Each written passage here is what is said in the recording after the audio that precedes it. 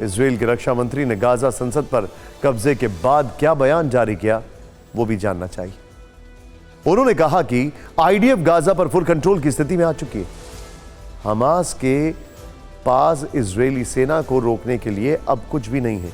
Israeli forces Hamas के हर ठिकाने तक पहुंच रही है। जान बचाने के लिए हमास लड़ा के दक्षिणी गाजा की तरफ भाग रहे हैं। लोगों का हमास सरकार में भरोसा खत्म हो रहा है। मेरा सवाल बड़ा सरल है, हमने क्या दिखाया था आपको? इस युद्ध के करीब करीब 40 दिन हो गए।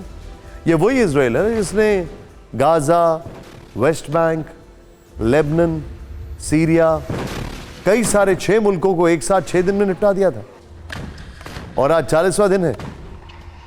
आप सोच रहे होंगे कि इन दावों से ये लगता है कि गाजा में हमास जंग हार रहा है, लेकिन सवाल यह कि क्या जमीन पर ऐसे हालात हैं? हमास की माने तो इजराइल के लिए लड़ाई जीतना अभी दूर की कौड़ी है, क्योंकि ना ही हमास के लड़ाकों के हौसले पस्त हुए हैं, ना ही इजराइल की सेना पर हमलों में कमी आई है। उल्टे गाजा में अभी भी भीषण जंग जारी है, जिसमें आईडीएफ को भारी नुकसान का दावा किया जा रहा है। गाजा की संसद पर इजरायली कब्जे के 2 मिनट बाद ही हमास ने जोरदार पलटवार किया। अल कसाम ब्रिगेड ने कई जगहों पर रॉकेट हमले किए। तेल अवीव तक दहल उठा।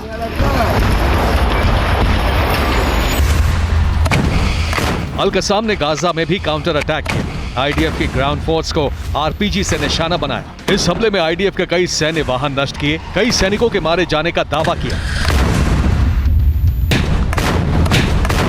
अल जजीरा न्यूज चैनल के कैमरे में रिकॉर्ड ये वो हमला है जिसमें गाजा की सड़क पर दिख रहा इजराइल का मरकावा टैंक हमास लड़ाकों के टारगेट पर आया।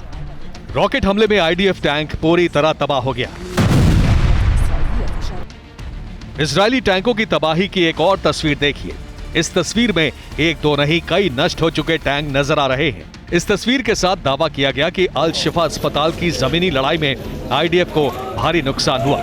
इसके बाद हमास के प्रवक्ता अबू उबैदा ने बयान जारी किया।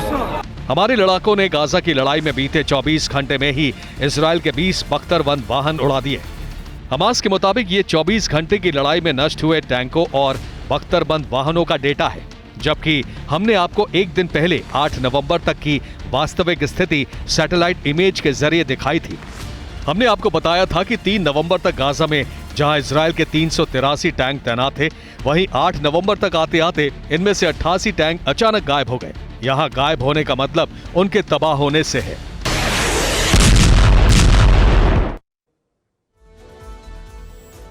यहां पे आपको एक बहुत बड़ी जानकारी देना जरूरी है। व्हाइट हाउस में यह चर्चा है कि हमास ने जब अटैक किया इजराइल पर 7 अक्टूबर को, तो हमास ने ये सारे कैलकुलेशन कर रखे होंगे, और हमास जो अभी खामोश नहीं हुआ है लेकिन इतने बड़े हमले नहीं कर रहा है, तो इसके पीछे भी कोई स्ट्रैटेजी है जिसकी वजह से हमास पीछे हटा। और हमास का पीछे हटना और हिजबुल्लाह का दूसरी तरफ से एक्टिव होना और हूती का काउंटर अटैक करना, यह शतरंज की बिसात पर इजराइल के खिलाफ ईरान के 3 बड़े बड़े मूव्स हैं। हमने आपको इजरायली टैंकों की स्थिति बताई, लेकिन गाजा में इजराइल के सैनिक कितने मारे गए, तो हमास इस पर भी दावा, हमास का इस पर क्या दावा है, यह भी देखना जरूरी है। और हमास का जो दावा है वो बहुत ज्यादा है। आईडीएफ का आंकड़ा कहता है कि जमीनी लड़ाई जब से शुरू हुई है तब से अब तक उसके 46 सैनिक मारे गए, और इनमें आज ग्राउंड ऑपरेशन के दौरान 2 सैनिकों की मौत हुई है। ये तस्वीरें उन्हीं की हैं।